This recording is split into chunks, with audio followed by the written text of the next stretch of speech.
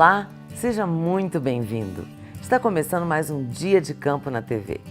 Hoje nós vamos conhecer o programa Balde Cheio, que tem transformado a vida de produtores de leite e de técnicos da extensão rural em todo o país. E na Agência Embrapa de Notícias você fica por dentro das últimas novidades da pesquisa agropecuária brasileira. Agora nós vamos ver como é possível fazer um minhocário em casa, aproveitando o lixo orgânico para produzir um adubo de alta qualidade que pode ser usado em jardinagem. Além de reciclar o lixo doméstico, a prática é uma excelente alternativa de atividade para esses tempos de isolamento social. Confira! Além dos resíduos sólidos, o lixo orgânico também pode ser reciclado. E uma forma de realizar esse processo é através do minhocário. Essa prática pode ser implementada no meio rural e urbano. O pesquisador Gustavo Schiedek fala sobre a diferença de estrutura entre os dois meios para a montagem do minhocário. Uma grande diferença que nós vamos ter entre um minhocário no meio rural e um minhocário no meio urbano é justamente a questão da escala, né, a quantidade de material que eu tenho para reciclar e a estrutura que eu estou disponibilizando para esse minhocário. Enquanto no meio rural eu não preciso comprar basicamente nenhum equipamento em especial, no meio urbano eu preciso ou comprar um conjunto ou tenho que fabricar um conjunto para que eu tenha um minhocário um pouco mais controlado. A maior parte dos resíduos que podem ser usados no minhocário doméstico são os restos da cozinha. Restos de folhas, frutas, cascas de ovos, componentes relativamente pequenos comparados aos que serão usados no meio rural. Na propriedade rural, a prática é basicamente trabalhada para a reciclagem de esterco dos animais. Esse material é misturado com qualquer tipo de palhada ou resíduos de agroindústria e, após, colocado no minhocário para que as minhocas façam o processamento da matéria ao longo do apodrecimento. A única coisa que o agricultor precisa ter é o alimento que vai ser disponibilizado para as minhocas. Eu posso localizar o minhocário na sombra de uma árvore, que desde que não pegue os raios solares ao meio-dia, entre as 10 da manhã e as 2 da tarde, que esses raios solares não incidam diretamente sobre o minhocário, e que não seja um lugar onde acumule água quando chova, é perfeitamente possível nós montarmos um minhocário eficiente numa condição dessas, não há nenhum impeditivo. Já no meio urbano, eu preciso ter um pouco mais de cuidado. Eu preciso ter uma estrutura como caixas ou como latas perfuradas, onde eu vou colocar o alimento, porque senão posso ter problemas com a presença de ratos, de moscas, de baratas, e quando isso começa a acontecer as pessoas se desestimulam, né, de fazer a reciclagem desses resíduos. De forma geral, as minhocas podem se alimentar de qualquer resíduo orgânico.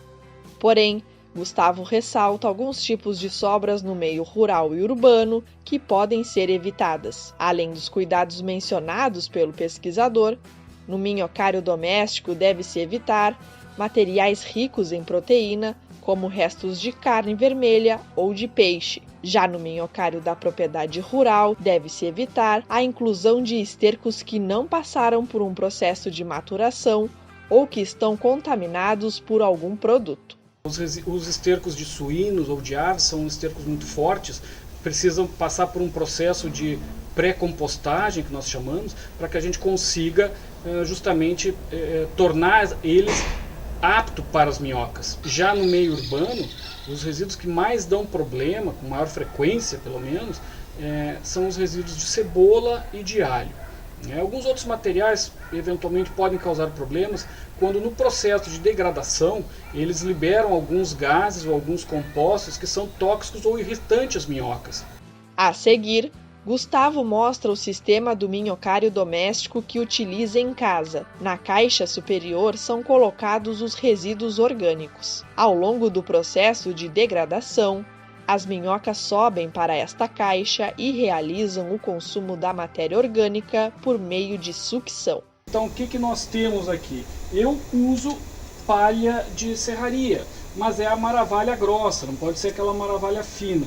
As minhocas elas não comem isso aqui, mas elas vão, esse material vai servir de suporte, de estrutura, para que os resíduos não compactem e acabam dificultando os processos de oxigenação do resíduo.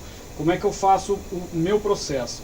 Eu, com uma ferramenta como essa aqui, eu abro uma pequena trincheira, abro um pequeno buraco aqui, coloco os meus resíduos aqui dentro.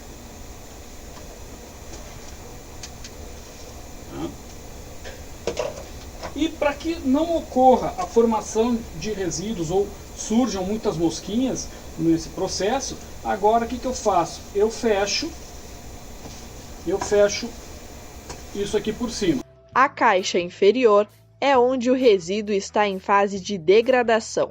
Inicialmente, é colocado nesta caixa apenas os resíduos orgânicos e a serragem. As minhocas são colocadas somente após a matéria orgânica iniciar a fase de apodrecimento. Quando as minhocas começam a surgir na caixa superior, significa que o material da segunda caixa está perto do ponto ideal de transformação. O resultado encontrado na caixa inferior é o humus, produto formado na decomposição da matéria orgânica colocada no minhocário. Este adubo é escuro, solto e tem um aroma de terra molhada. Normalmente, o humus é utilizado para a qualidade e nutrição das plantas. Vejam, aqui nesse espaço era exatamente igual a essa caixa que eu acabei de retirar. Havia maravalha, ainda existem pedaços aqui de maravalha misturado com resíduos orgânicos e a gente não consegue mais identificar o resíduo orgânico presente aqui. O que eu faço com essa caixa aqui? Eu retiro essa caixa e deixo ela secando alguns dias, justamente para que fique mais fácil trabalhar com esse material daqui para frente. Quando os resíduos orgânicos vão se degradando, atravessam as caixas e chegam na caixa coletora. É nesta caixa que fica o chorume, líquido que se origina do apodrecimento da matéria orgânica. Neste último passo, o pesquisador mostra uma estratégia alternativa para utilizar o líquido. O minhocário ele não deve gerar chorume. Quando ele gera muito chorume, possivelmente você tem um problema que está faltando maravalha, está faltando material orgânico, resíduo seco para misturar aqui. Porque quando você perde o churume, quando sai o churume lá embaixo, significa que você está perdendo uma série de compostos aqui que são importantes. Então o que eu faço? Eu pego o churume e ao invés de utilizar ele diretamente numa planta agora, eu pego ele e eu molho esse material aqui. Isso dá uma acelerada na decomposição desses resíduos. Eu acelero o processo aqui sem perder os nutrientes. Lembre-se de que o mau cheiro no minhocário é um indicativo de desequilíbrio. Isso acontece quando há uma quantidade excessiva de matéria orgânica em relação ao espaço disponibilizado. Além de ser uma boa prática sustentável, o minhocário pode ser uma atividade alternativa em meio a um período de isolamento como este. Utilizar os resíduos e gerar um fertilizante orgânico não é somente uma ação de racionalidade ambiental, mas também é quase que uma terapia ocupacional, porque você se dedica a alguns minutos por dia para transformar um resíduo, que depois esse resíduo vai ser utilizado em uma atividade manual, de uma jardinagem ou algo parecido, que vai trazer uma certa satisfação pessoal. Então é interessante não só como uma questão ambiental de reciclar por reciclar, mas também uma opção de atividade nesse período que às vezes as pessoas não pensam que é possível fazer e que pode ser bastante prazeroso trabalhar com esse tema. Criado em 1998, o Balde Cheio tem mudado a vida de produtores de leite e técnicos da extensão rural pelo Brasil afora. O programa é baseado numa metodologia de capacitação continuada que prevê a adoção gradativa de tecnologias pelos produtores conforme a capacidade de cada um. O resultado é o aumento da produção e o resgate da autoestima de quem vive e trabalha no campo. Veja na nossa primeira reportagem.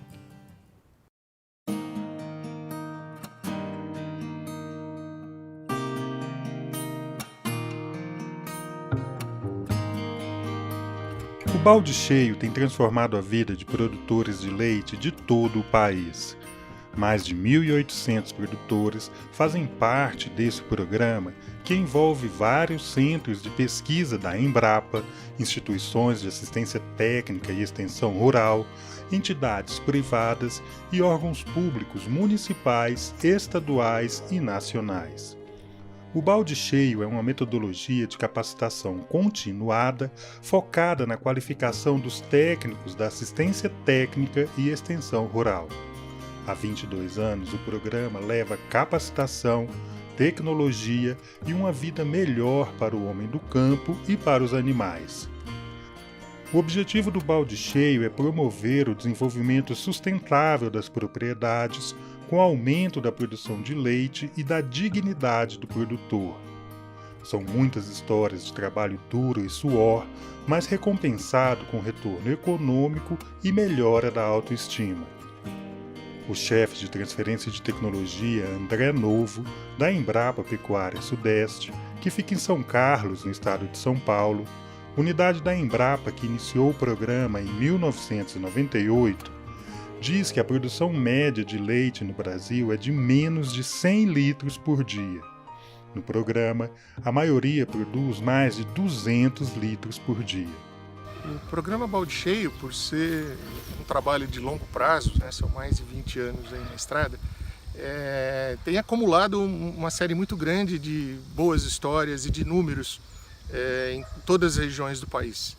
Com isso foi possível fazer uma série de trabalhos técnicos relacionados ao desempenho dos produtores que aplicam a metodologia por mais de 1, 2, 3 anos. Ele é um projeto de longo prazo. E você olhando por esses dados, fica muito claro observar o desempenho dos produtores que saem de uma condição de baixa produção, de baixa produtividade, gradativamente, à medida que ele introduz tecnologia, à medida que ele melhora os processos internos, todas as práticas, boas práticas de produção, de fabricação, eles vão aumentando a escala, vão ganhando mais dinheiro, vão se sentindo mais confiantes, com produtividades muito maiores do que eles imaginavam inicialmente.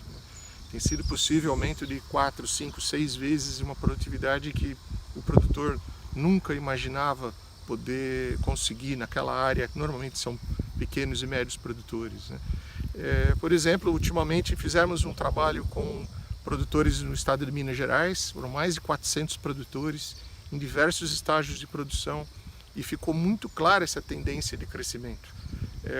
Hoje os produtores em Minas Gerais, do projeto Balde Cheio, eles trabalham com 4, 5 vezes a média nacional da escala, em torno de 400, 500 litros de leite, uma produtividade em litros de leite por hectare equivalente a países de clima temperado ou de pecuária desenvolvida, principalmente de 4, 5 mil litros de leite por hectare ano, com desempenho muito grande. E isso está também ligado à curva da margem bruta, do lucro. Os produtores que participam de 2, 3 anos de projeto, que fazem um trabalho consistente de longo prazo, conseguem ter uma margem bruta muito maior, resgatam a família, tem sido muito comum o caso de filhos retornando à propriedade, é um êxodo rural ao contrário, vindo da cidade com um padrão de vida muito melhor do que eles tinham anteriormente na cidade. Então essa ligação da ciência e da organização do conhecimento para cada produtor faz muita diferença na vida desses produtores. Paulo Fernando Mendes, do município de Santos Dumont, é um exemplo real dessa transformação. Ele saiu de uma produção de leite extremamente baixa para estar entre os melhores produtores do balde cheio em Minas Gerais. Desde 2008, no programa, ele melhorou não só os números, mas arrumou a casa, conseguiu reservar um tempo para a diversão da família e ainda sobrou dinheiro para investir em novas vacas. com a adoção gradativa de tecnologias como reforma da pastagem, animais especializados e gestão da fazenda, e com o controle de custos e anotações ou técnicas do rebanho, ele saiu do vermelho no banco. Estou com uma produção muito boa de leite, consegui melhorar a minha condição de vida e consegui construir uma boa casa, construir uma boa sala de ordenha, graças a Deus, né? E a minha família, se chega em casa, perceba que eles estão felizes, e trabalho também com satisfação comigo. Ser produtor de leite agora é motivo de orgulho para a família toda. Um de seus filhos, inclusive, continua na propriedade e o ajuda na atividade. Os resultados são importantes nas dimensões econômica, ambiental e social. Mas a mudança de vida e de percepção de mundo do produtor de leite, resgatando sua autoestima, é a essência do balde cheio. No próximo bloco, a gente vai ver como técnicos da extensão rural e produtores estão trabalhando juntos para mudar a realidade da produção de leite no país. Não saia daí!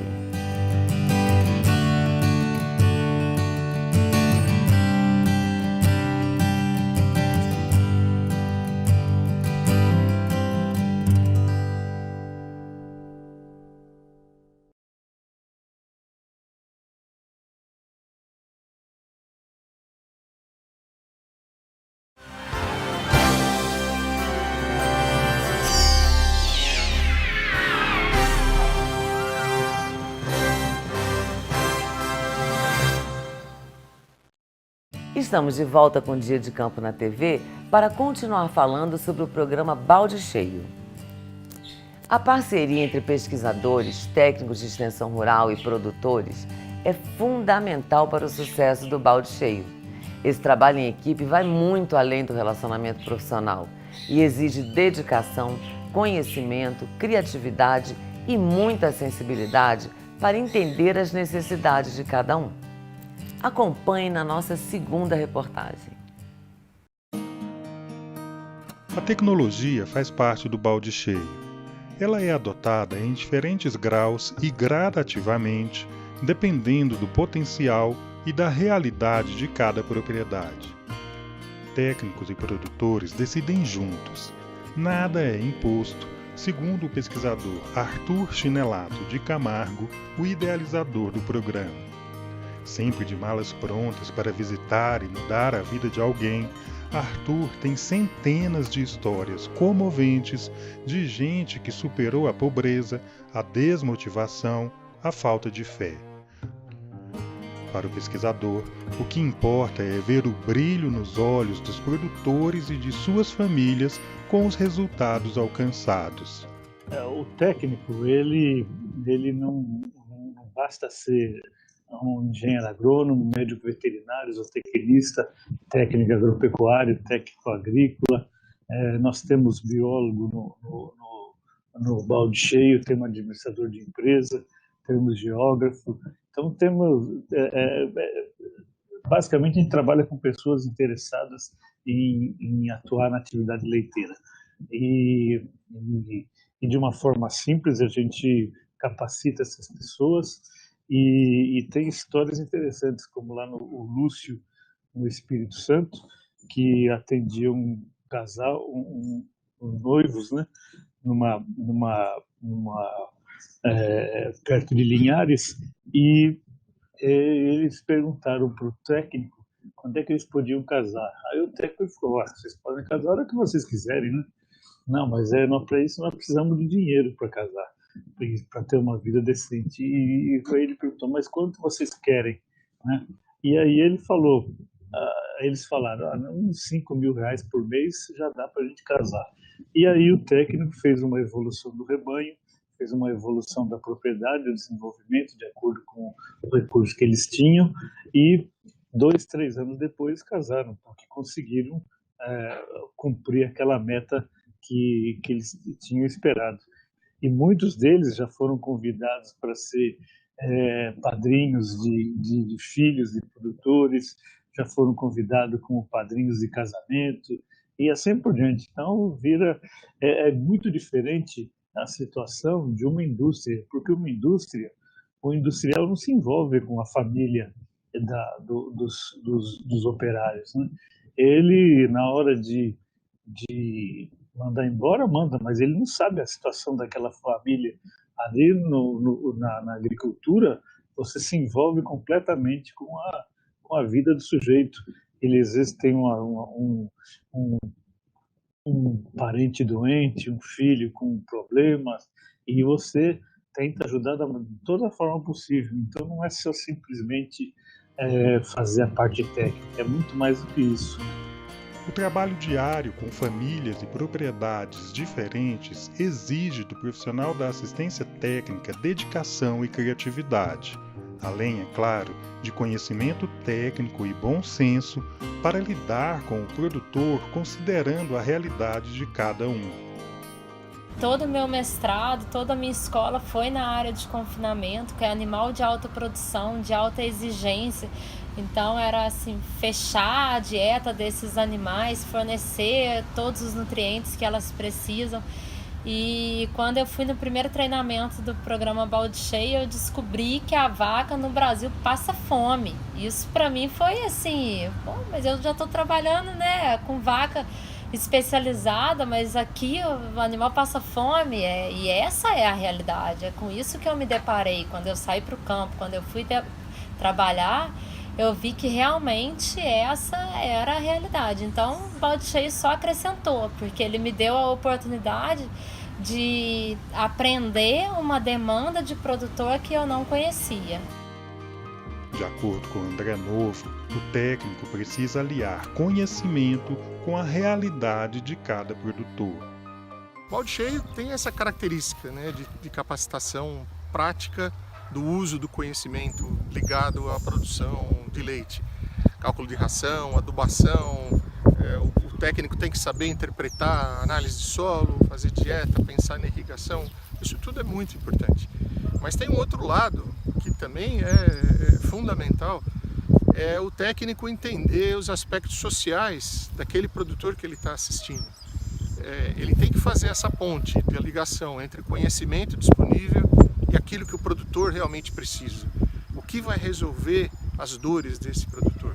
Qual daqueles conhecimentos acumulados que ele tem, o que foi produzido pela Embrapa ou por outras instituições, vai resolver o problema do produtor naquele momento?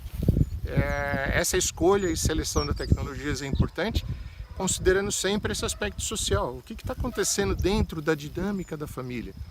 Como que é o relacionamento dele com os outros membros? Quem faz ordenha está satisfeito com aquele projeto? Isso é uma coisa importantíssima que não é comum a gente ver em projetos de capacitação técnica, né? E sem essa parte social, sem esse entendimento profundo de como lidar com a família, como envolver as pessoas nesse trabalho, fica muito difícil. Tem uma frase muito interessante do escritor americano Mark Twain, né, do século XIX, ele fala que existem 2 dias muito importantes na nossa vida: o dia que a gente nasce e o dia que a gente descobre por quê. E essa ligação da ciência mudando a vida das famílias dá um propósito muito grande em todo esse trabalho do Balde Cheio, porque efetivamente você consegue mudar a vida das pessoas para melhor por meio do conhecimento. Isso também acontece para o técnico, né? O técnico também se sente valorizado, o pesquisador se envolve como se fosse uma grande família, uma rede de troca de informações, mudando a vida das pessoas. A mudança de vida também ocorre para os técnicos. O técnico, você muda todo o teu jeito de pensar, né? Você deixa a parte técnica de lado, tem hora, para trabalhar num problema pessoal que o produtor tem na família. A gente acaba virando um integrante da família, em que o produtor, com o decorrer do trabalho e vendo o resultado, pega uma confiança na gente, em que tudo que ele vai fazer na vida dele, ele pergunta para você antes, eu vou reformar minha casa, o que você acha? Você acha que eu devo reformar? Você acha que eu posso esperar? Você acha que... enfim, então a parte técnica tem hora que fica de lado e a parte da família fica muito mais, vamos dizer assim, muito mais próxima, né? Então você tem várias famílias em que a gente ajudou a ele sair daquela situação complicada, de uma situação financeira muito ruim e com dívida, e depois de 4, 5 anos de trabalho nessa propriedade, você vê que a realidade deles mudaram, o padrão de vida deles mudaram. A vida deles também não é fácil. Muitas vezes viajam distâncias longas e ficam longe da família, mas segundo Colombo, os resultados compensam os esforços. O bem-estar da família também é foco do técnico. O relacionamento, na maioria das vezes, ultrapassa o profissional. Ele vira um membro da família. Afinal, sem a figura dos técnicos, o balde cheio não cumpriria suas metas. Gostou do assunto de hoje? Quer saber mais ou tirar alguma dúvida? Então anote o telefone da Embrapa Pecuária Sudeste, que fica em São Carlos, no estado de São Paulo. O código de área é o 16 e o telefone é o 3411-5600. Pela internet, o endereço é www.embrapa.br/faleconosco/sac. A Assembleia Geral das Nações Unidas instituiu o ano de 2020 como o Ano Internacional da Sanidade Vegetal. Mas você sabe o que é fitossanidade e qual a importância dela para a nossa segurança alimentar? É o que a gente vai saber agora no quadro Sempre em Dia com o pessoal da Embrapa Amazônia Oriental, que fica em Belém, no Pará. Confira!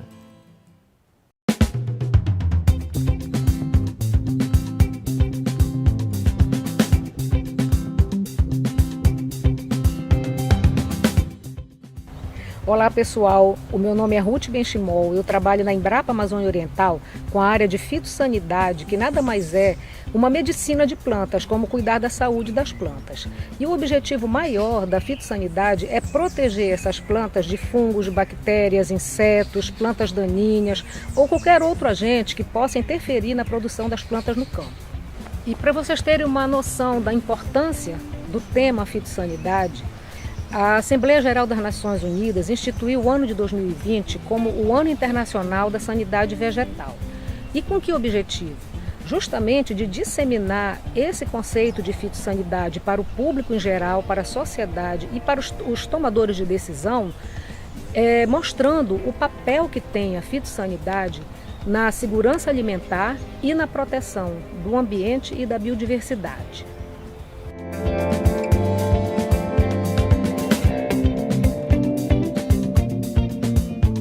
A grande importância de ter plantas sadias no campo, que é onde entra a fitossanidade, é justamente você conseguir uma grande produção de alimentos numa mesma área. Então, numa mesma unidade de área, você vai aumentando a produtividade usando as tecnologias, usando o manejo das pragas e das doenças, para evitar a abertura de novas áreas, para evitar o desmatamento.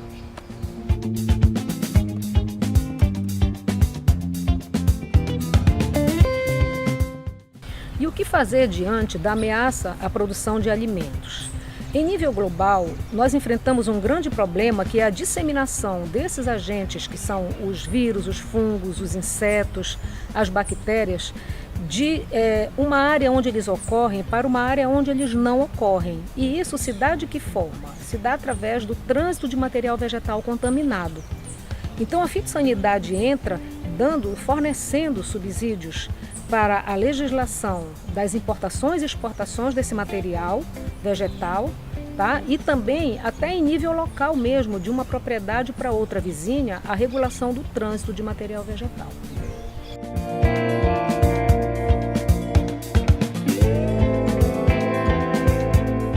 A pesquisa agropecuária vem atuando no Pará, no que tange a fitossanidade, com as pesquisas que a Embrapa Amazônia Oriental desenvolve, com grãos, por exemplo, o caupi, a soja, tá? Com fruteiras como o açaí, o bacuri, o cupuaçu, e como espécies florestais, como a sumalmeira, o taxi, paricá, dentre outras. Então, nessas culturas, a gente vai nos plantios e estuda os problemas que estão acontecendo e desenvolve pesquisas para resolver esses problemas, para controlar o ataque de insetos, de doenças causadas por fungos, por vírus, bactérias, de um modo geral.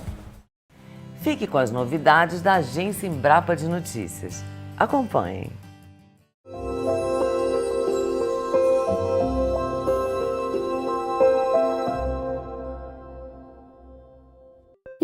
novidade de hoje é um óleo essencial capaz de controlar pragas importantes da agricultura. Ele é extraído de uma planta amazônica chamada de pimenta de macaco. Nos testes, ele mostrou eficácia no controle de pragas como a lagarta do cartucho do milho. A boa notícia é que ele pode ser utilizado com outros inseticidas convencionais, reduzindo custos e impactos ambientais. Agora, os pesquisadores procuram parceria no setor produtivo para desenvolver o produto comercial. Semear aveia preta e trigo no sul do Brasil durante o outono e inverno aumenta em 54% a produtividade da soja. O desempenho se deve às raízes e às palhas dos cereais que permanecem no campo, formando matéria orgânica para a cultura seguinte. Segundo os pesquisadores que realizaram o experimento, as raízes melhoram a qualidade física do solo, favorecendo a liberação de nutrientes para safras subsequentes. E pecuaristas do Pantanal contam agora com um guia de gramíneas nativas do bioma, com descrição das plantas e recomendações para a pecuária sustentável. O manejo da vegetação pantaneira é bom para o gado, para o produtor e para o meio ambiente. Segundo os especialistas, as pastagens nativas são de alta qualidade e prestam um valioso serviço ambiental. E para saber mais é só acessar o endereço da Embrapa na internet que aparece aí na sua tela e conferir as novidades da pesquisa agropecuária.